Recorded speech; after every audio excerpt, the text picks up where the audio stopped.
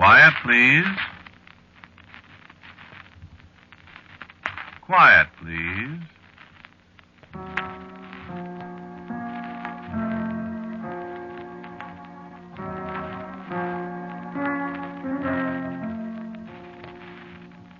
The Mutual Broadcasting System presents Quiet, Please, which is written and directed by Willis Cooper and which features Ernest Chappell.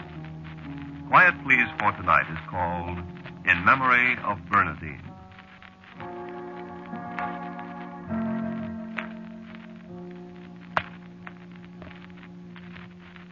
It's a long, long ride home. It's been a long, long war for me, and I've seen places I never expected to see. I'd just as soon not have seen them. But I'm going home now. At last. It won't be the kind of homecoming Bernadine and I planned. No, not at all. How are you about depending on a woman? The woman you're in love with, I mean. Are you like me? I suppose not. I imagine I'm different. I depended so much on her that I don't know how I got by without her. As a matter of fact, I suppose I didn't. I guess that's why her memory, the memory of her, I mean, is still so important to me. What did I do before I met Bernadine? You know, it's strange. The part of my life before her is all hazy and indistinct, like when I was a kid in school and we made watercolor sketches. The paper was wet and the colors all ran together, no matter how carefully you drew in a tree or a house or something. That's the way my life seems to me before Bernadine. And that's the way it is, too, since this other thing happened. All I've got now is her memory. Well, that'll last me. I wish I could see her, though. Everything would be all right.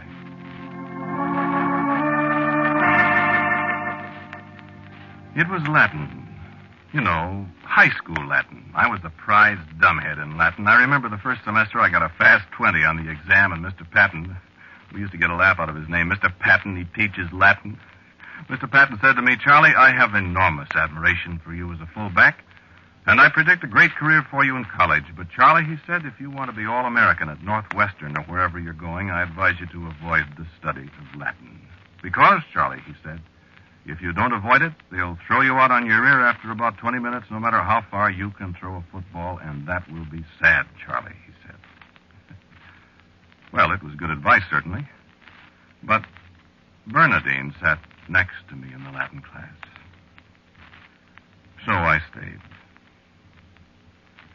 Remember that thing in Cicero, I guess it is, where he's talking to Catiline, the place where he says, "How long, O Catiline, will you continue to try our patience?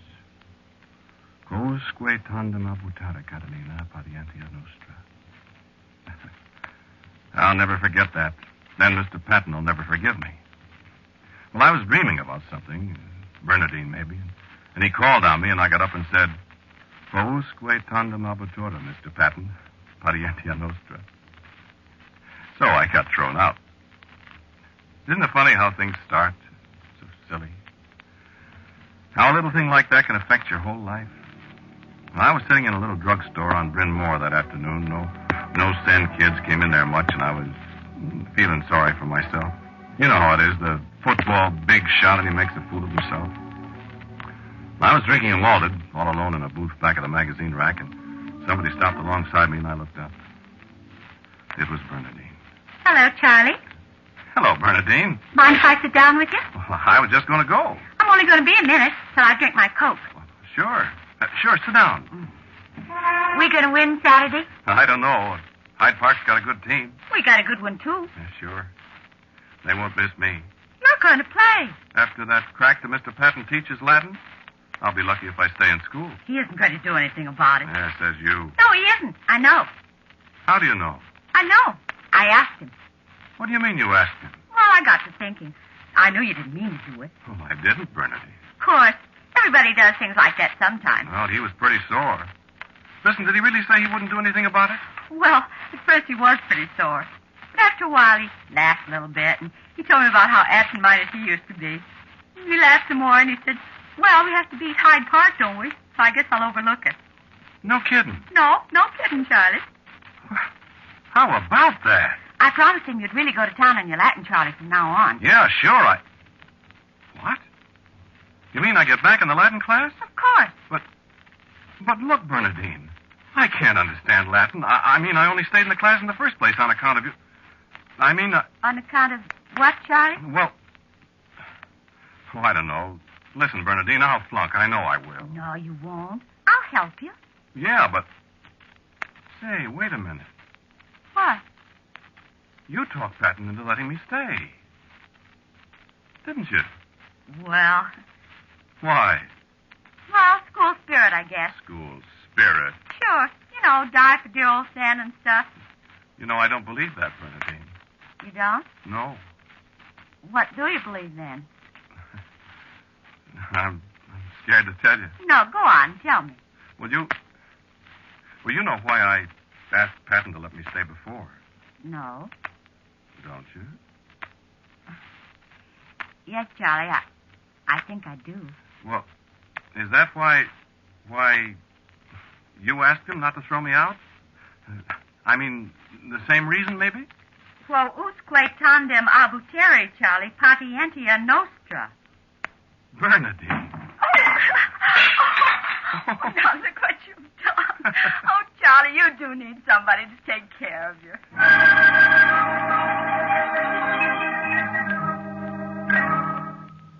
Yeah, a thing like that, and it affects the rest of your life. Your life and hers. And the thing rolls on like the snowballs we used to push around when we were kids, and pretty soon the little bobble you made in high school has affected the lives of hundreds and hundreds of other people. Maybe a German corporal named Helmut Schwartz would still be alive instead of dead in the snowbank in front of the boys' school in Dierkirch. Maybe Harry Foster would be dead. Maybe...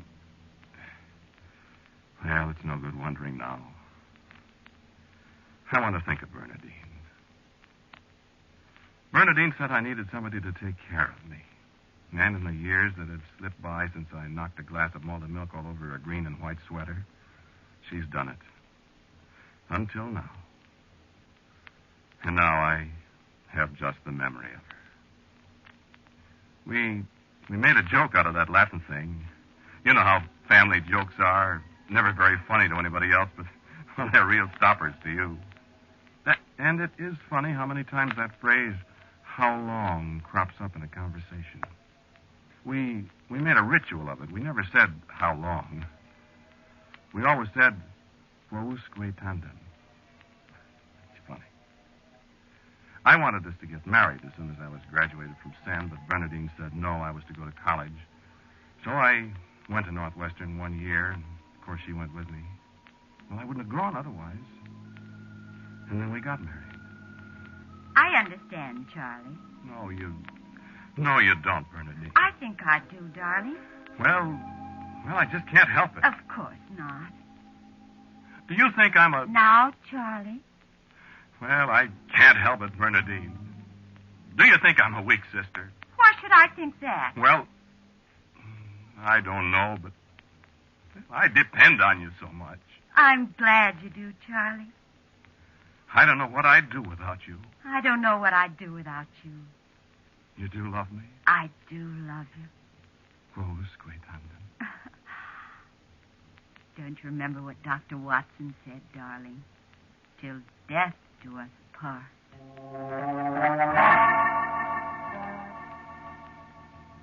Yes, I remembered. I could never forget it. I could never get it out of my mind. If I should lose Bernadine. I suppose I was morbid. Young men often are, especially when they're in love with girls like Bernadine. I suppose I was tiresome to her with all my mooning about did she love me, would she always love me, and with my constant leaning on her for support in everything I did. I wonder if many women realize how important they are to the men they marry. I know, quite simply and surely, that I would never have amounted to anything without Bernadine. And now that's a chapter that's closed. The whole book's closed. And when you close that book, it began to look like war was coming sooner or later. A lot of fellas I knew would join the National Guard. I sort of toyed with the idea myself. And one night I mentioned it to Bernadine. I'd got in the habit of consulting her about everything. I just mentioned it to her. She looked at me over her glasses and she said, I'd be very proud of you, darling. and something rose up in my throat and I could feel it choking me. And I heard my voice speaking and I didn't recognize it at first. It's been a long time since you've been proud of me, hasn't it? What? Charlie, what do you mean? I don't know what had hold of me. I couldn't stop now I'd started. I said, I mean just what I say.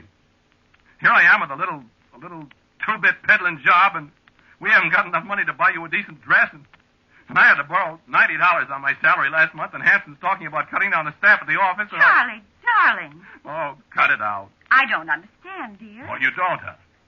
Then why did you say you'd be proud of me? You said it because you're not proud of me. Because you don't give a hoot about me. Because you're sorry you married me. Charlie, is something wrong with you? Oh, that's right. Rub it in. I'm a failure. I have to ask your advice about everything. I haven't got sense enough to... Charlie, dear, please. And she came over to me and reached for my hands, and I jerked my hand away.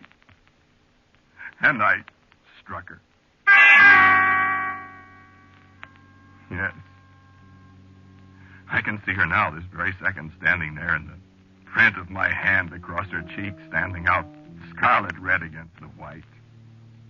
And a little drop of blood welled up from her cheekbone where her glasses had cut her.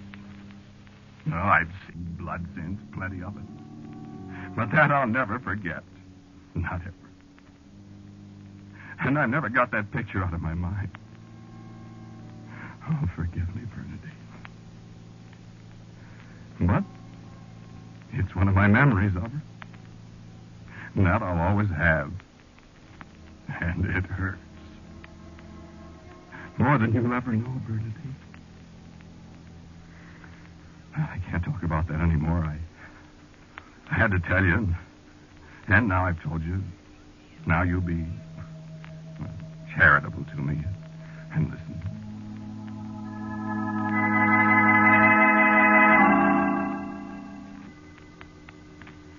Yes, I joined the National Guard, the 131st in the big black old armory at 16th and Michigan. And I was pretty unhappy after a month or two. I wondered why I'd let myself in for such a thing. It was easy to stay away from drill Thursday nights, and I did a couple of times.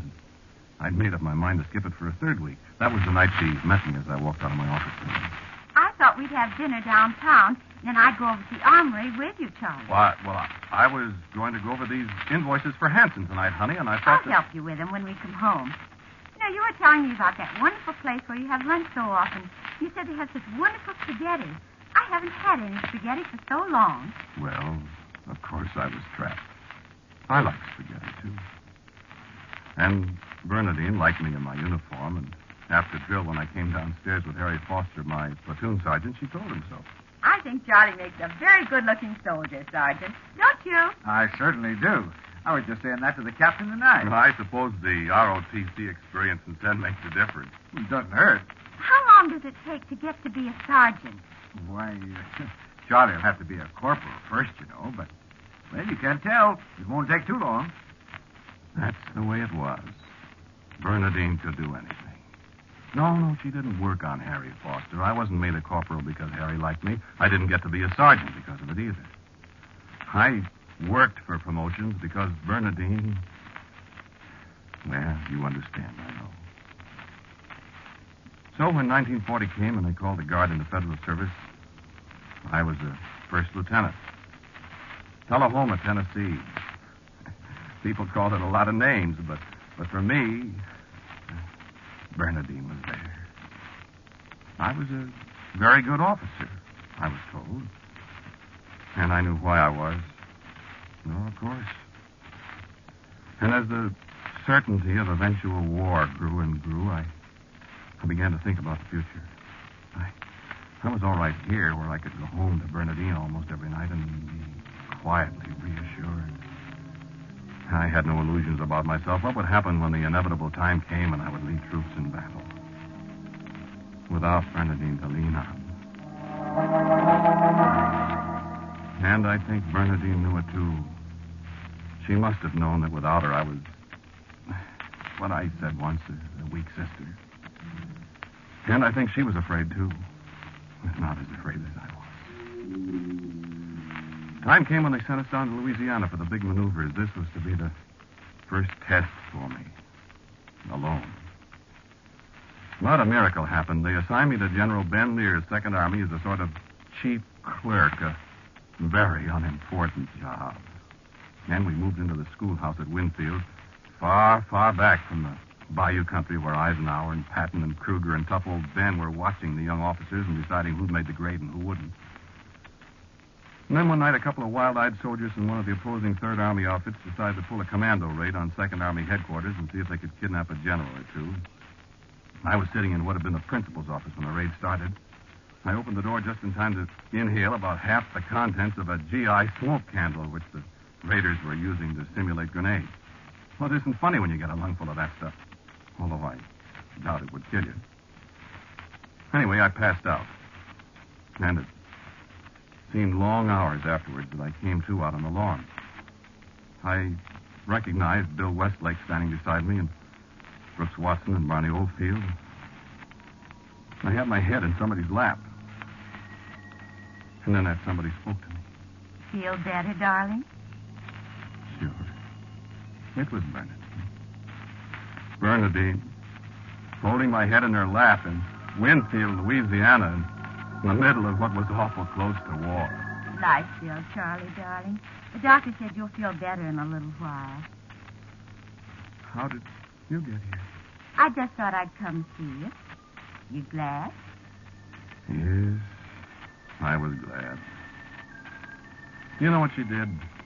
She wangled 3 days for me from Ben Lear, and she took me to Lake Charles, and Curtis DeWare, the PRO there, got us a room in the Charleston Hotel, and I got well fast. Then we had a talk the night before I had to go back to Winfield. Well, I had to tell her about my doubts of myself and the fears that were gnawing at me. And I did. I squirm now when I remember all the things I told her. I know, darling. You don't have to tell me. Please don't talk anymore. Charlie, I'll always be with you. I'll never leave you. You don't have to worry, dear. Wherever you go, I'll go. Why, Charlie, whenever you're worried about something, you just think about me, darling. Think about me, and I'll be there beside you, no matter where you go, darling. Now go to sleep, dear. Go to sleep. Bernadine's here with you, and Bernadine will always be with you. Till death do us part, remember? Go to sleep. Go to sleep.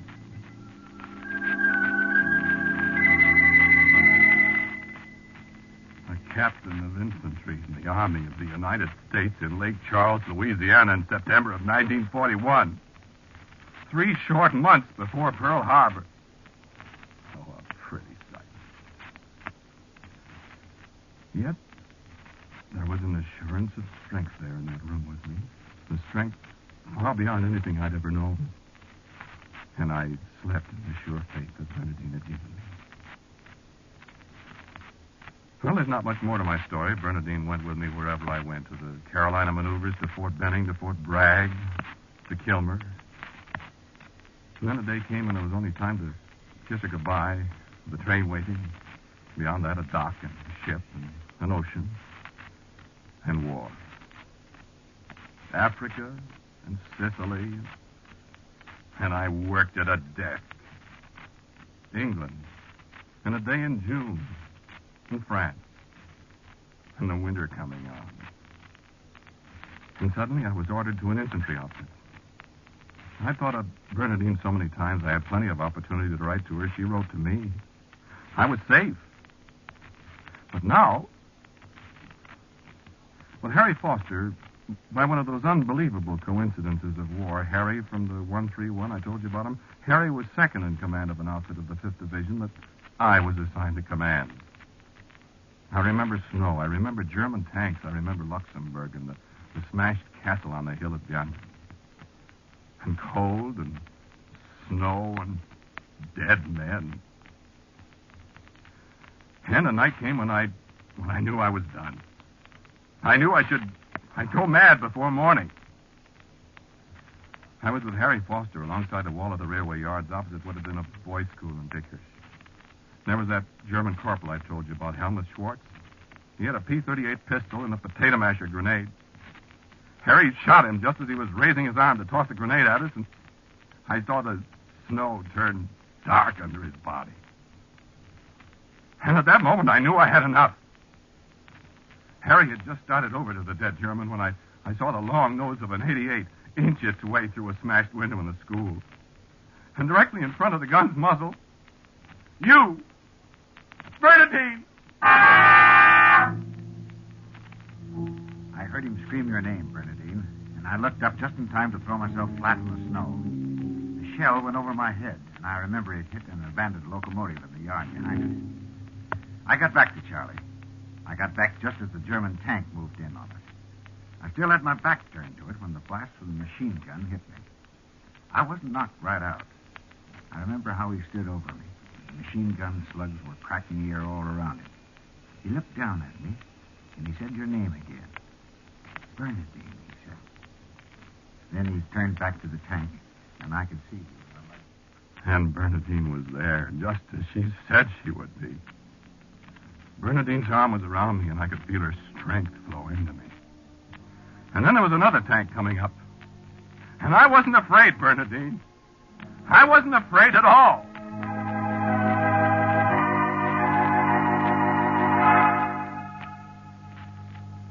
And now I'm almost home on the homecoming I dreamed about so often.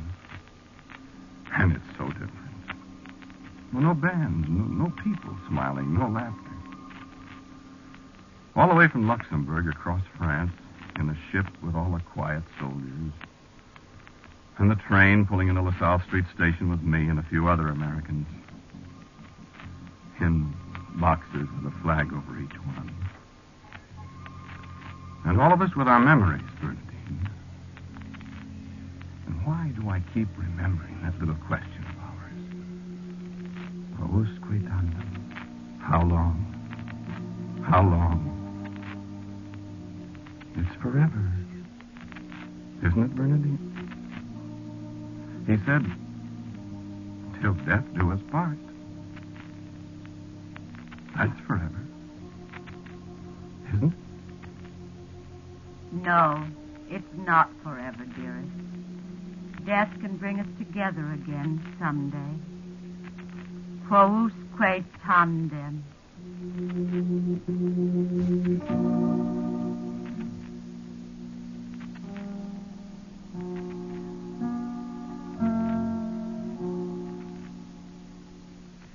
You have listened to Quiet Please, which is written and directed by Willis Cooper.